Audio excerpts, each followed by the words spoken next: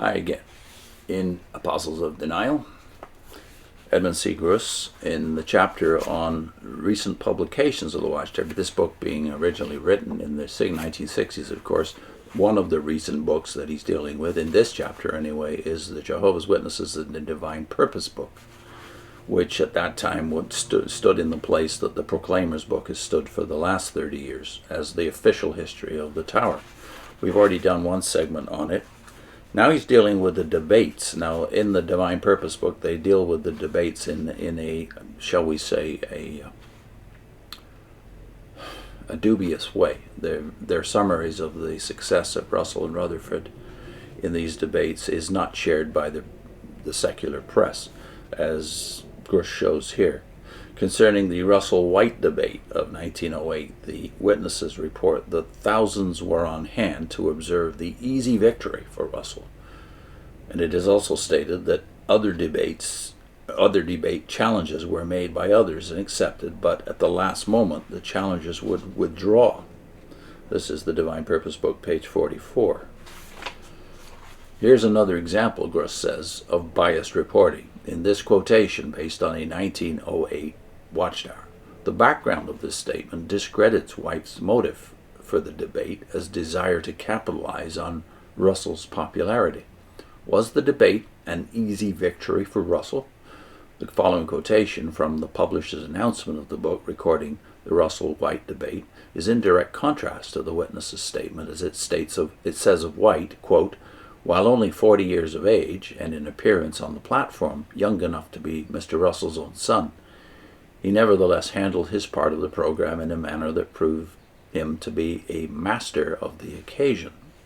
That from John Allen Hudson, The Russell-White Debate, 2nd edition, published in 1912. Gruss says the publishers back up this statement with an entire text of the debate. The entire text of the debate. After reading the account, it is quite clear that time after time Russell violated the rules of the debate. One practice Russell employed throughout was not to answer the arguments of his opponent at all, but to use the time in airing his doctrines in order to gain converts. It is also reported that Russell many times had his rebuttal prepared beforehand, so that he could not actually answer any of his opponent's arguments. This method caused White to state, quote, "I have never heard any man undertake to reply unto an argument that had been made without in some way attempting to take up the argument and show that it did not teach what the man that made it says that it did." End of quote. That also from Hudson's book. Although this writer does not agree with White's defense of baptismal regeneration, a study of the text of the debate will surely refute the witness's report of easy victory for Russell. For victory in a debate, the victor must meet and defeat his opponent, not propagandize to receive applause from his followers and the uninformed. The latter part of the statement, the challengers would withdraw, which implies that opponents were afraid to debate with Russell, is also false. Cook remarks that Russell oft repeated challenges to ministers to debate with him, when the fact is that when he himself is challenged, he avoids the contest with specious excuses. And then there's a footnote.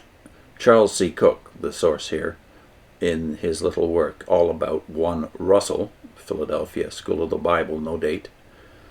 Another way a debate could be avoided was to impose impossible restrictions so that the proposed meeting could not possibly be held. For example, in 1926, arrangements were underway for Dr. B.H. Shadduck to debate a representative of the Watchtower.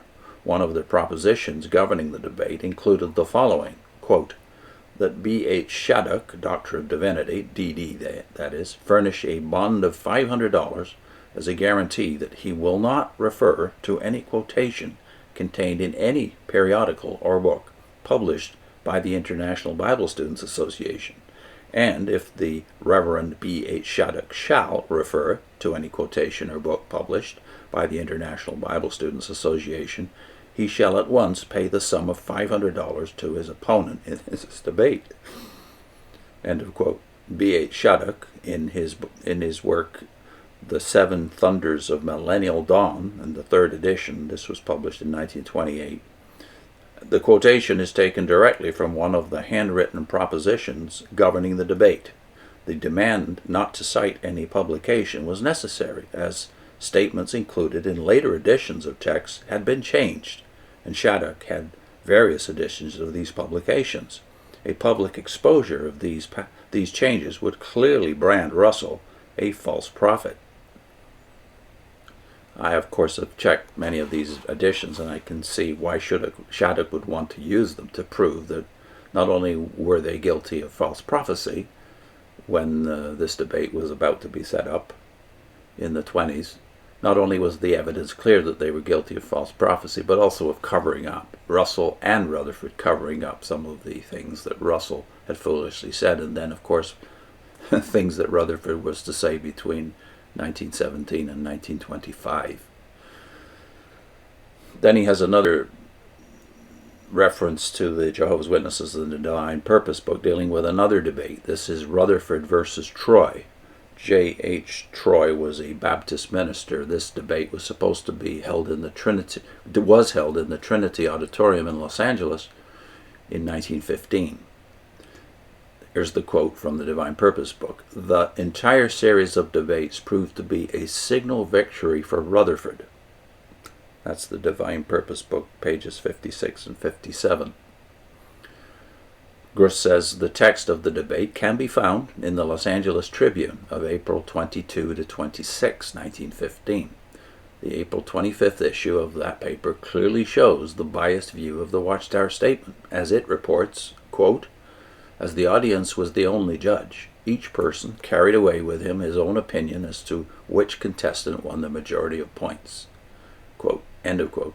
Thus, the report given of a signal victory for Rutherford is just an opinion of the Watchtower Society. More to come. I'll put in a link to ExJW's Heather and Gary Botting, who wrote an entire book showing the parallels between George Orwell's 1984 and the Jehovah's Witness theocracy. That's part of our basic library for Jehovah's Witness playlist, by the way. So I'll put that playlist on the screen as well. See you soon.